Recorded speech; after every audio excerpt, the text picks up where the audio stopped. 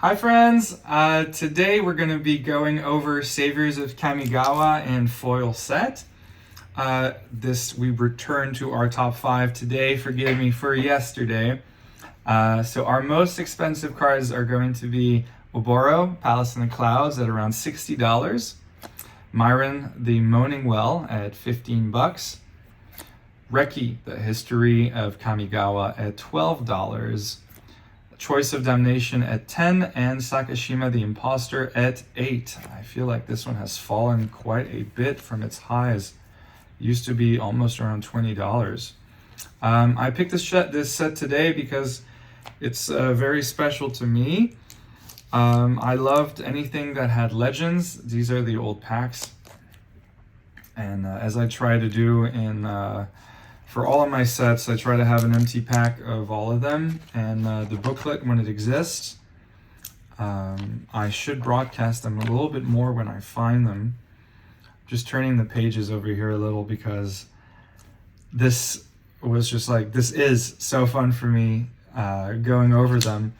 A lot of them I just kind of bought and put in the binder, and this is my first time kind of opening it and going over it.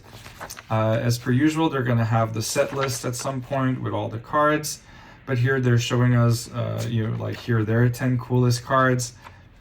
Funny enough, Sakashima, of the 10 that they chose, and Mirin actually, the last two are the only ones that kind of held their value, and now we go over the set. I really like these old books. I wish they did it. It gave you some lore, some background, a lot of the story. And the reason why I love this set so much and picked it for us today is because it's so packed with legends. The set was not very well received originally. Sorry, I'm going to take a little pause to show you Kataki, which is one of the most expensive foils in our set. It's at around $110. Which is something. Kiyamaro, the first to stand, is our pre-release.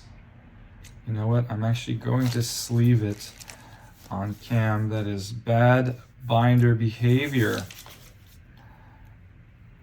So here we can see the different art for the regular and the pre-release. And this came out the 21st of May, 2005. I know, speak of throwbacks, all of these sets are major throwbacks. Originally, Kamigawa was not well received at all. I'm still not entirely sure why. I think maybe there were too many legends. Very mysterious to a lot of people. Promise of Bunrei and Michiko Konda were very important cards for quite a while. And then they kind of dipped down. Surprisingly, or not so surprisingly, the new Kamigawa was Neon Dynasty was much better received actually than these. I think this card is probably garbage, but I just love the art. Look at that. Reverence. Creatures with power 2 or less can't attack you. And it costs 4. Yeah, that doesn't sound so great. Maybe against Tiny. I don't think that sees play anywhere. We hit our Kurin, we had our Akis, we had all these. We had the first, like, not flip card, it's the kind of upside down card. Here you see, and it was always complicated to play or understand, at least for me. But in foil, a lot of them hold some value. Again, guys, please be careful when you're completing foil sets. The value for a lot of them, because there are not that many on the market, tend to fluctuate a lot.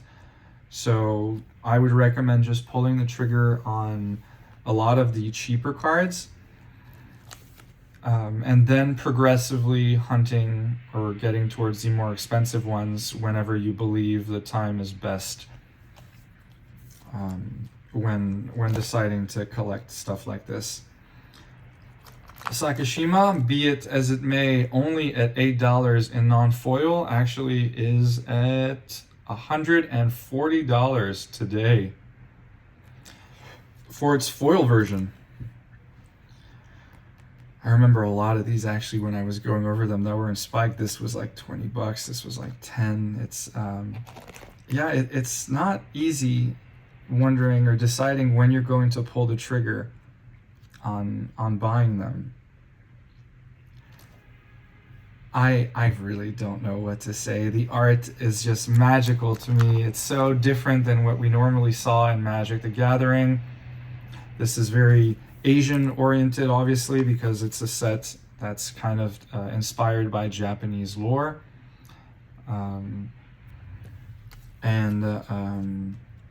So it's very uncommon to what we saw for the last, I guess, 10-15 years in Magic the Gathering. Footsteps of Goryo is the most expensive uncommon in the set and foil by far. Actually, it's at around $60. And the art is really beautiful. I love when we kind of take us into a world that we've never really experienced. We're still in the realms of gods and monsters and deities and important legends, but with a very, very different art direction. Maga, Traitor to Mortals. Oh, gee. This one is in Italian and English. Maga, Traditore dei Mortali. Yep, someone correct me on my pronunciation, because I'm sure I butchered it. Kuan, another flip card that are so fun to see. Please let me know if you think the format's okay, if you like going over them, what set we should be doing next. Every time you send me some requests, I do my best. One for Nothing was a card that had a fair amount of speculation. It went as high as like $70 or $60 in foil, and the non-foil version was at like $10-12 at some point before collapsing again, and this used to be complete bulk. So very interesting and fun to see. Adamaro, First to Desire. It's really, it almost feels like it's not real Magic, to me, when I'm going over them.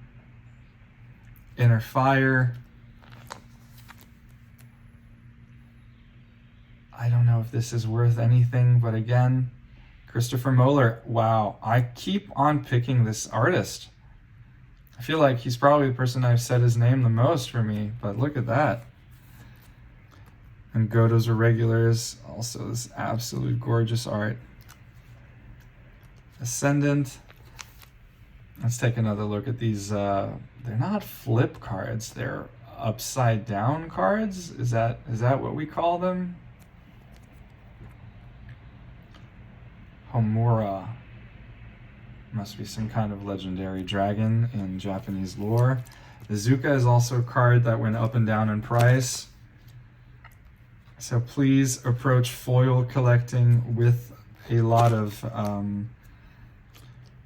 restraint if possible, because again, the more you wait on the more expensive cards, the more you'll have an idea. The most expensive cards in the set usually tend to remain or stay around their price, so they don't fluctuate too much. So that's usually, I guess, a good thing, whilst a lot of the mid-range ones tend to move a lot. So that's why I recommend being careful. I've been collecting, doing foil and complete sets for 25 years, 20 plus years, and following the market and doing graphs and all that stuff is almost important. Here, I'm going to show you for those that stick this far away. These are still cards that I'm missing for foil sets. That's quite a lot of cards, I know. But yeah, I hold a little book, and I write everything that I'm missing from the sets, and I check in on them to make a little price check on on where I'm at whenever I have a little extra money to spend and go for them. Reki is also one of our most expensive foils. Nope, it's not. My bad. Take that back, but beautiful anyways. Masumaru, first to live. We had the first to live, the first to die. Oh, there we go. There's the one multicolor from the set. Iname as one. And then we had Iname life aspect and Iname death aspect, which I believe were both seen in the original Kamigawa, which is Champions of Kamigawa. This is a signed card. Let me know what you think of signed cards. I have very few. When I get them, I get them. And but I don't particularly look for them. No particular attachment to them. Pithing Needle is actually an expensive foil for a card that's not worth much at all in its regular form. The foil version is around $70. I think it's the first time that this was printed. So I guess first printings in foils. Some of these artifacts are just really, really stunning. Cloud Chariot. What is this? What is this card? I've never seen this in my life. I mean, I've obviously seen it, but I have no recollection of it. And now we go on to our beautiful foil lands. I'll just take all three. Is there even a fourth one? Or is that it? There is Mikokoro. So we have our Tomb of Urami. The most expensive card in the set in regular and in foil is Oboro at around $350. No, sorry, $310. But it's just, yeah, this art, I don't even know what it is. Is it in the clouds? It looks like waterfall. I mean, it is in the clouds. It says it in the name, but it looks, it's really mystical and magical. And then Mirren the Moaning Well.